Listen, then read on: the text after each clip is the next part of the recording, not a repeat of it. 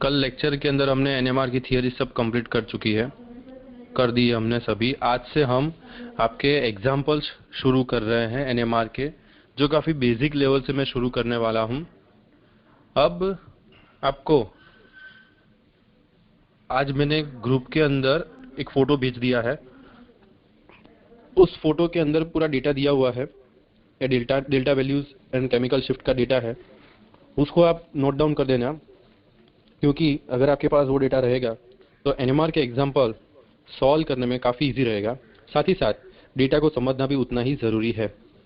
तो अगर मैं 2-3 कुछ नाम ऐसे बोलूँ, जैसे मैंने पहले जो फोटो के अंदर सबसे पहला भेजा था, that is alkane HC single bond C। इसका मतलब ये होता है कि कार्बन कार्बन के बीच में अगर प्रोटॉन रहता है और वो जो प्रोटॉन रहता है वो अल्केन वाला रहता है, तो उसकी डेल्टा वैल्यू रहेगी 1 से लेकर 1.5 तक। ये डेल्टा वैल्यू जो हमेशा रहती है वो वेरी होती रहती है। ये जस्ट आइडियल डेल्टा वैल्यूज है। अगर आपके पास अल्कीन मॉलिक्यूल है CH डबल बॉन्ड C, तो उसकी वैल्यू आती है 4.5 से लेकर 6 के बीच में। In the majority of the cases जब भी आप डेल्टा वैल्यू को देखोगे तो आपकी वैल्यू उतने अराउंड ही रहेगी, उसमें कोई इतना ज़्यादा चेंज नहीं आएगा।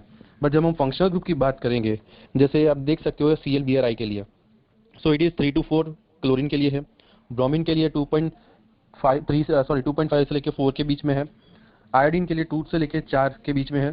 तो ये सब वैल्यूज दी है, बट ये सिर्फ सिंगल एटम रहता है तब की बात है। मतलब Cl एक होता है तब, Br एक होता है तब, आयोडीन एक होता है तब। लेकिन अगर यही चीज़ 3 ले लो एटम, 2 ले लो एटम, तो वैल्यू के अंदर शायद ऊपर नीचे हो सकता है, डिपेंड करता है स्ट्रक्चर के ऊपर भी। ठीक है, तो ये सब वैल्यूज आपको मैंने ऑलरेडी भेज दी हुई है। अभी हम एनएमआर के एग्जाम्पल शुरू करेंगे। Slide number 38। अब सबसे पहले आपने स्प्लिटिंग रूल समझ लिया हो, किस तरीके से स्प्लिटिंग रूल अप्लाई करते हैं। तो वो उसका फॉर्मूला क्या है, N+1 रूल। N+1 रूल ये स्प्लिटिंग रूल का फॉर्मूला है।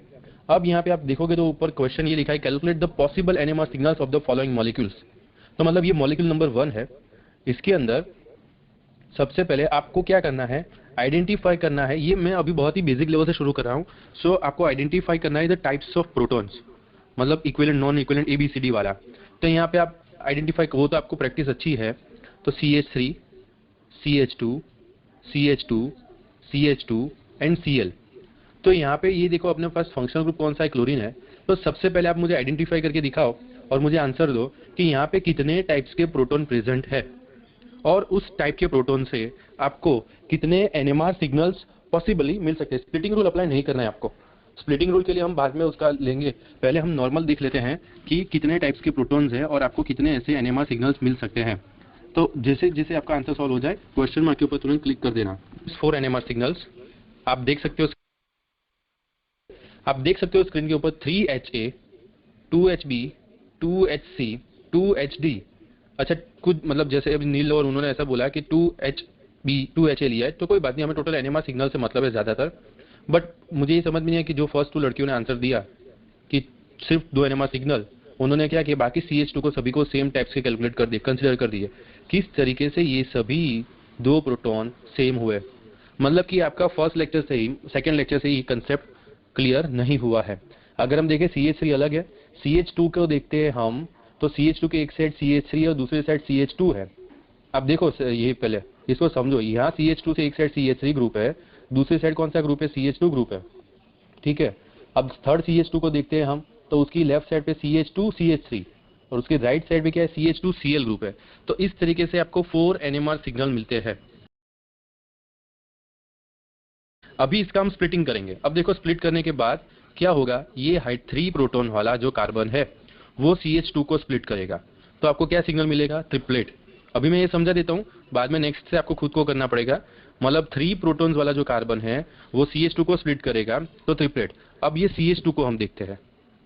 आप देख सकते हो कार्बन CH2 वाला जो CH3 के बाजू में है, वो मैंने रेड कलर से अभी लाइन सर्कल ड्रॉ किया, वो उसकी एक साइड पे CH3 है और उसकी दूसरी साइड पे CH2 है।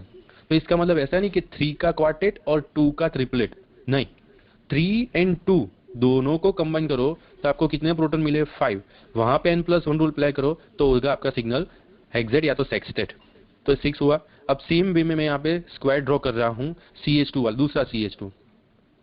तो उसकी भी सेम वैसा ही है, लेफ्ट साइड पे CH2 है एंड राइट साइड पे भी CH2 है, तो आपको वहां पे 4+1, तो मतलब कितने NMR सिग्नल मिलेंगे? 5। अब हम ये जो अपना क्लोरीन के पास वाला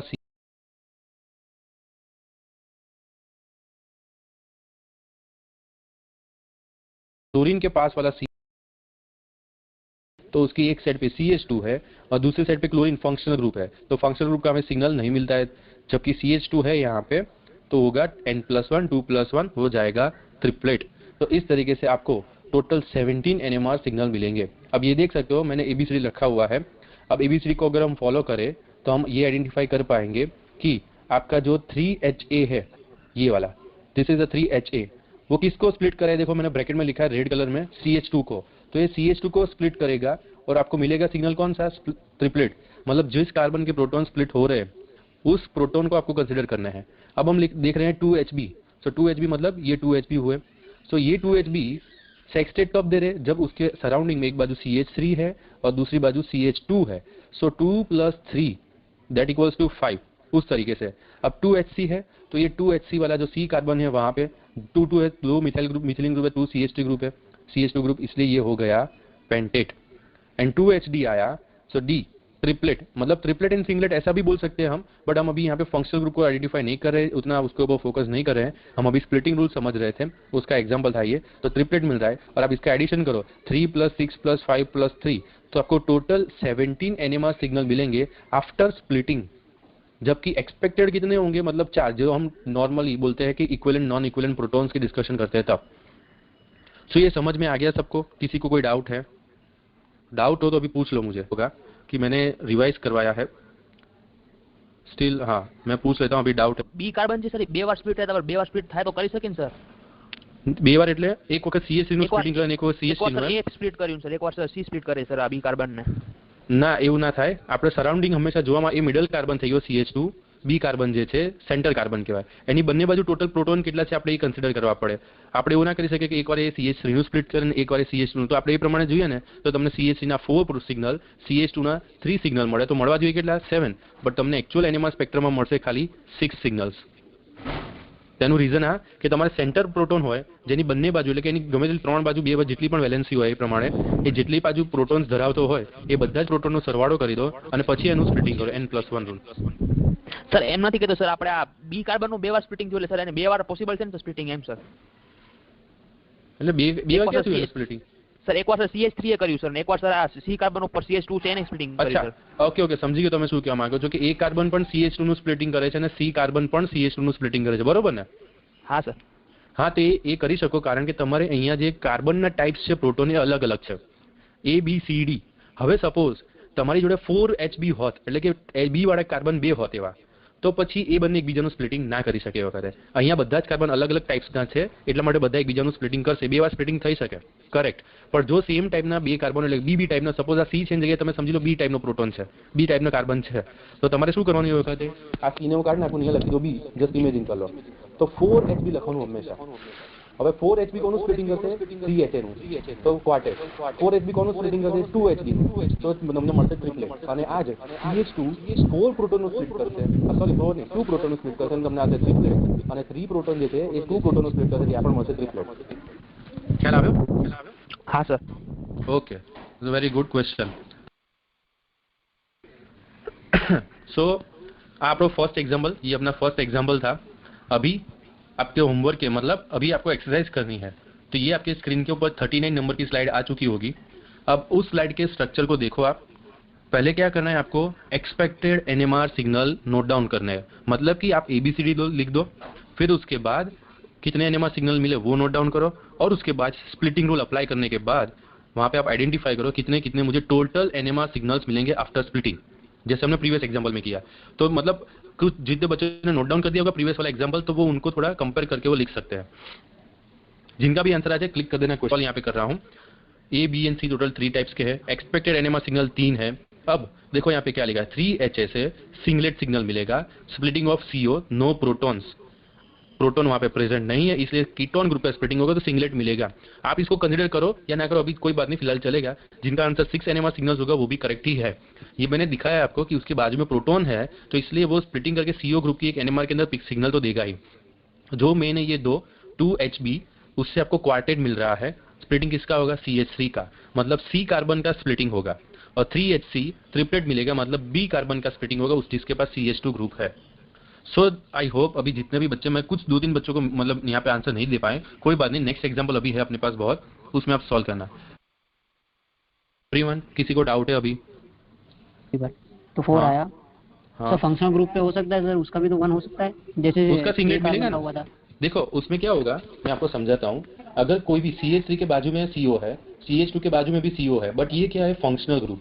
तो आज मैंने आपको एक ग्रुप के अंदर डेटा भेजा है, अगर उस डेटा को हम ऑब्जर्व करेंगे तो जो फंक्शनल ग्रुप रहेगा ना, वो एक ही NMR वैल्यू के ऊपर दिखाएगा। तो वहां पे हम लिख सकते हैं स्प्लिटिंग में कि स्प्लिटिंग ऑफ, यहाँ पे मैंने लिखा है B कार्बन है, splitting of CH3 quartet plus singlet C double bond O, वही ऊपर वाली लाइन लिखनी है, स्प्लिटिंग C डबल बॉन्ड और नो प्रोटॉन। तो वहां पे आपके सिंगल हो ओके जाएंगे sir, total 8। Yes sir. Clear?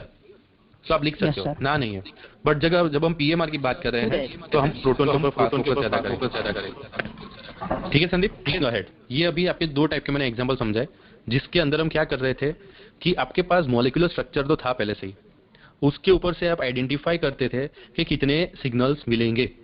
अब एक्चुअल अगर आपने क्वेश्चन पेपर देखे हो तो स्लाइड नंबर 40, अब यहाँ से आपको ऐसे एग्जांपल सॉल्व करने हैं। तो आज मैं एक टाइप के एग्जांपल चला रहा हूँ। NMR के अंदर टोटल 3 टाइप्स के एग्जांपल्स आते हैं। एक टाइप जिसमें आपको सिंपल सा IC डेटा दिया गया है, सिग्नल्स दिया है, डेल्टा वैल्यू दी है, प्रोटॉन दिए होंगे। यहाँ पे आपको मैंने मतलब आपको एग्जाम के अंदर ये लास्ट वाला जो सेक्शन है ना, पॉसिबल एडजेसेंट ग्रुप, वो चीज आपको नहीं दी गई होगी। मतलब मैं इसको निकाल दूं यहाँ पे तो आपको सिर्फ 3 कॉलम मिलेगी। ये मैं आपको सॉल्व करने वाला इसलिए दिखा रहा हूँ, आपको सिर्फ और सिर्फ की फर्स्ट 3 कॉलम्स देखने को मिलेगी, signals, delta value and protons. अब डेल्टा वैल्यू है, अब देखना, अब यहाँ पे डेल्टा वैल्यू का रोल आएगा। सबसे पहले मॉलिक्यूलर फॉर्मूला क्या है, C3H3Cl5। ठीक है, कितने कार्बन हुए, टोटल कार्बन 3, कितने प्रोटॉन है, total carbon 3, sorry proton 3, chlorine कितने हैं 5। ये आपका मॉलिक्यूलर फॉर्मूला, ये एक टाइप है। दूसरी टाइप कौन सी होगी, NMR के अंदर, जहां पे आपको सिग्नल दिया जाएंगे। अब वहां पे आपको डेल्टा वैल्यू नहीं दी जाएगी, डेल्टा की जगह टाउ वैल्यू दी जाएगी। तो आपको पता है रिलेशन डेल्टा एंड टाउ का, तो उस टाइम पे वहां पे आपको एक और कॉलम हम यहाँ पे ऐड करेंगे, टाउ के एग्जैक्ट बाजू में, वहां पे लिखेंगे डेल्टा की वैल्यू, कैलकुलेट करेंगे हम। उसके बाद में प्रोटॉन दिए जाएंगे और लास्ट में एडजेसेंट पॉसिबल फंक्शनल ग्रुप कौन सा होगा वो। एंड थर्ड टाइप जो है उसके अंदर हम क्या, आपके पास होगी स्क्वायर वैल्यूज। मतलब कि क्या आप ये पढ़ के आए हो, जैसे हमने इंपेरिकल फॉर्मूला, प्रमाण सूचक सूत्र, वो वाले जो एग्जांपल किए थे, उसमें क्या था कि जब हमारे पास सबसे मिनिमम एटॉमिक नंबर या तो परसेंटेज वाला एटम रहता है, उसका जो वैल्यू मिलती है उससे हम सभी को डिवाइड करते हैं, तो स्क्वायर वैल्यू में भी ऐसा ही है। तो ये अभी टाउ एंड स्क्वायर वैल्यू वाले एग्जांपल्स आपको नेक्स्ट लेक्चर में मैं एक्सप्लेन करूंगा। अभी के लिए आज जो हम सॉल्व करने वाले हैं that is only based on delta value, मतलब जो आपकी स्क्रीन के ऊपर है सिर्फ वो टाइप के एग्जांपल्स है। अब यहाँ पे जब आपको एग्जाम के अंदर फर्स्ट 3 कॉलम दी जाती है तो आपको ये बाद में टेबल बनाने का चौथा कॉलम ऐड करने का, वहाँ पे ये लिखने का पॉसिबल एडजेसेंट ग्रुप या तो पॉसिबल फंक्शनल ग्रुप। अब इसके लिखने के मतलब किस तरीके से आपको डेटा लिखना है वो समझा रहा हूँ। सबसे पहले सिग्नल कौन सा है, ट्रिपलेट। अब ये देखो सिग्नल दिया है आपको ट्रिपलेट, इसका मतलब ये हुआ कि ऐसा कार्बन है जो कार्बन स्प्लिट होने के बाद ट्रिपलेट सिग्नल दे रहा है। समझना ये चीज, ये जो आपको सिग्नल दिखाता है ना, वो जो सिग्नल दिखाता है, मतलब कि कहना ये चाह रहा हूँ कि आपके पास अगर एक प्रोटॉन है तो उसके सिग्नल कितने मिलेंगे, 2। तो ऐसा हम लिखेंगे डबलेट। तो सिग्नल के ऊपर से आपको प्रोटॉन्स कैलकुलेट करने होंगे कि उस पर्टिकुलर कार्बन को अगर मैं स्प्लिट करता हूं तो मुझे कितने सिग्नल मिलते हैं।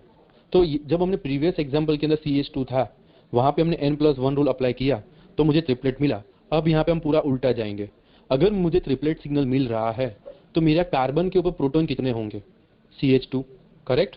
अब देखो नेक्स्ट वाला डबलेट लिखा है सिग्नल, डबलेट है मतलब मेरे कार्बन के ऊपर अगर एक प्रोटॉन रहा तो वो मुझे डबलेट सिग्नल देगा, तो CH।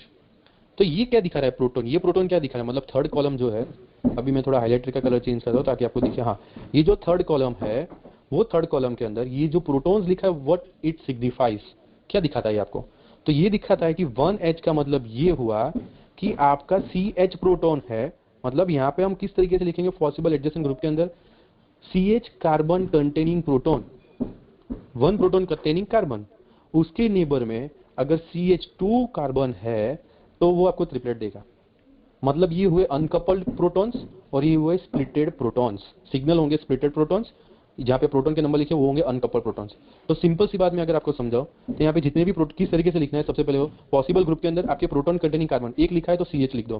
तो देखो आपको सबसे पहले मैं लिखते दिखा रहा हूँ CH, ठीक है। क्या हुआ, 1 प्रोटॉन, तो मैंने क्या लिख दिया बाजू में CH। देखो ट्रिपलेट, अब एक प्रोटॉन वाला कार्बन दूसरे कार्बन के पास कितने प्रोटॉन होंगे उसको स्प्लिट करेगा तो ट्रिपलेट मिलेगा। तो मैंने आपको समझा दिया वो CH2।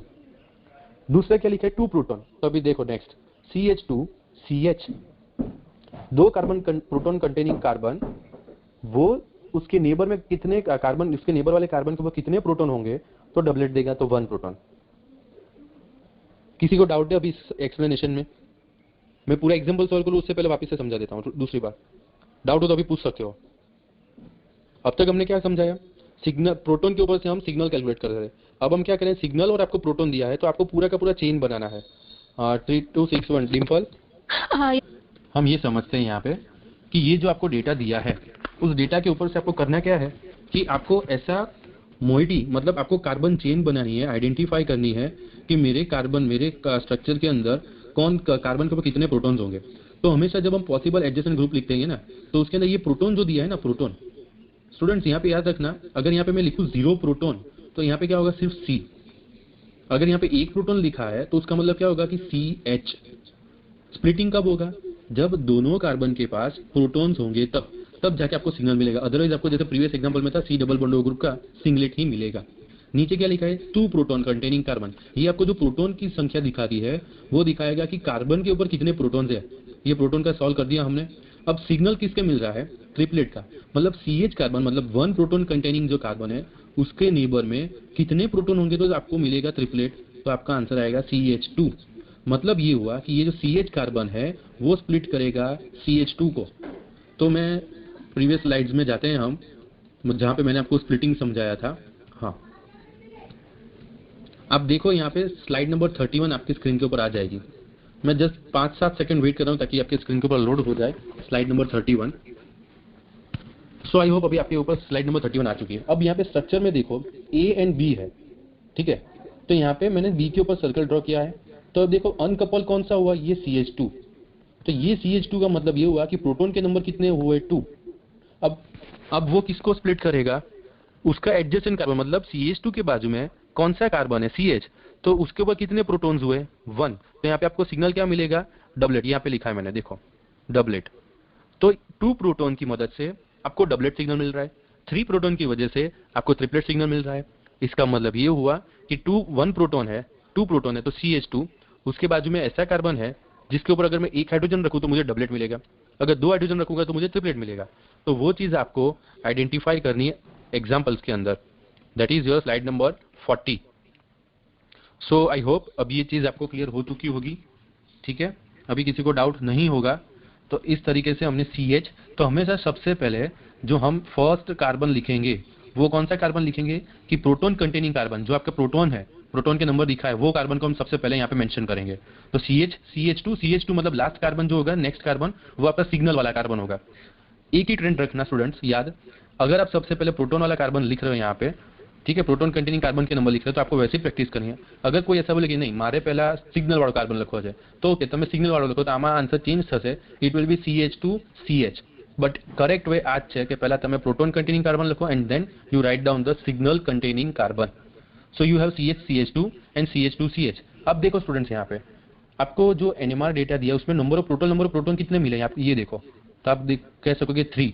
तो मॉलिक्यूलर फॉर्मूला में कितने हैं, 3 ही है, तो प्रोटॉन सेटिस्फाई हो चुके हैं। बट कार्बन को देखो, दोनों CH CH2 है एंड CH2 CH ही है, तो टोटल नंबर ऑफ कार्बन कितने हुए, 2। अब देखो डेल्टा वैल्यू को, डेल्टा वैल्यू आपको कितनी दिख रही है, 4.52 एंड 6.07।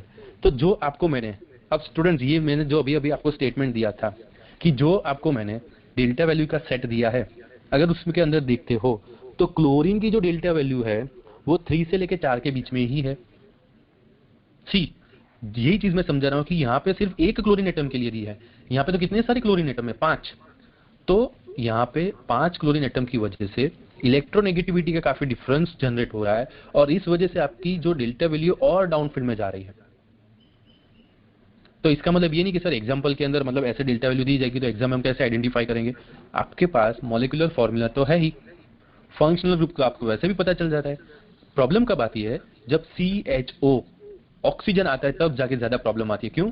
क्योंकि ऑक्सीजन में आप आल्डिहाइड भी लिख सकते हो, अगर एक ऑक्सीजन है तो CHO आ गया, C डबल बॉन्ड O आता है, COC ईथर ग्रुप भी आता है, OH ग्रुप हाइड्रोक्सिल ग्रुप भी आता है। तो ये सब कुछ चीजें आपको उस टाइम पे थोड़ा ध्यान देना पड़ेगा डेल्टा वैल्यू के ऊपर खास, तब मिल जाएगी, जरूरी नहीं कि नहीं मिलेगा, सब कुछ हो जाएगा। NMR के ऊपर से आप इजीली आइडेंटिफाई करोगे।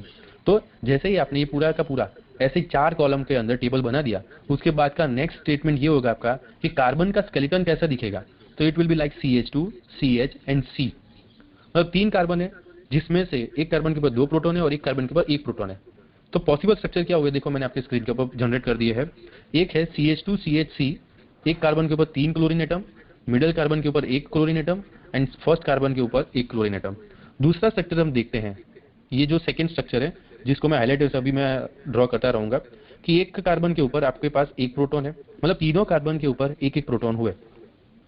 अब देखने जाए स्टूडेंट्स, अब देखने जाए तो ये जो दो है मतलब first and the last one, तो ये हो जाएंगे दोनों 2HA टाइप के प्रोटॉन्स। देखो क्या ये 2HA हो जाएंगे, मतलब HA हो गए 1HA, A एंड C अगर ABCD लिखते हैं हम तो A एंड C कार्बन जो रहेंगे उनके सेम टाइप के प्रोटॉन होंगे। तो यहाँ पे भी तो सेटिस्फाई होगी 2 प्रोटॉन 1 NMR सिग्नल। देखो और बीच वाला क्या रहेगा HB, उसके बाजू में कौन है 1 एंड 1, सो 1 प्रोटॉन 2 उसको 2 को स्प्लिट करेगा और ट्रिपलेट मिलेगा। तो दोनों में से सही कौन सा? दोनों सही है। So which one is the correct? अगर ऐसा होता, देखो तो अभी समझो यहाँ पे कि अगर ये स्ट्रक्चर मेरा सही होता जिसके ऊपर 2HA एंड 1HB मिल रहा है, तो मुझे डेल्टा वैल्यू के अंदर जब मुझे 2 प्रोटॉन से डबलेट सिग्नल मिल रहा है, उसका मतलब ये CH ग्रुप है, वो CH कार्बन जो है वो ऐसे कार्बन के साथ जुड़ा होना चाहिए कि उसके पास क्लोरीन एटम ज्यादा हो।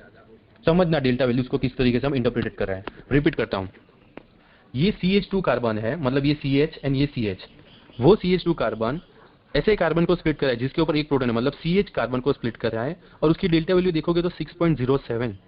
तो वो एक्चुअल में वो अपफिल में आनी चाहिए वैल्यू, क्योंकि ये जो CH कार्बन हुआ उसके पास तो एक ही क्लोरीन एटम हुआ और उसके दोनों साइड तो सेम एनवायरमेंट है, जबकि उल्टा होना चाहिए 1 प्रोटॉन से, मतलब CH प्रोटॉन से अगर मैं ये दोनों CH को मैं स्प्लिट करता हूं तो मुझे वहां पे लोअर नहीं ज्यादा वैल्यू मिलनी चाहिए, क्योंकि उसके पास टोटल 4 क्लोरीन एटम हुए, तो 4 क्लोरीन एटम के लिए तो वैल्यू और ज्यादा बढ़ जाएगी। तो इसीलिए अपना ये जो स्ट्रक्चर है वो कम है, सॉरी रॉन्ग है। तो सही स्ट्रक्चर कौन सा है? ये वाला। अब किस तरीके से ये सही हुआ, अब देखो 2 प्रोटॉन, अगेन 2 प्रोटॉन किधर है? ये रहा है 2 प्रोटॉन CH2 कार्बन, किस उसके पास CH प्रोटॉन CH कार्बन है, एक प्रोटॉन कंटेनिंग कार्बन। अब देखो वो डाउनफिल में किस तरीके से गया, उसके खुद के पास भी क्लोरीन है और वो जिस कार्बन के साथ जुड़ा है उनके खुद के पास 3 क्लोरीन एटम है और उसके दूसरी साइड पे वहां पे भी एक क्लोरीन एटम है।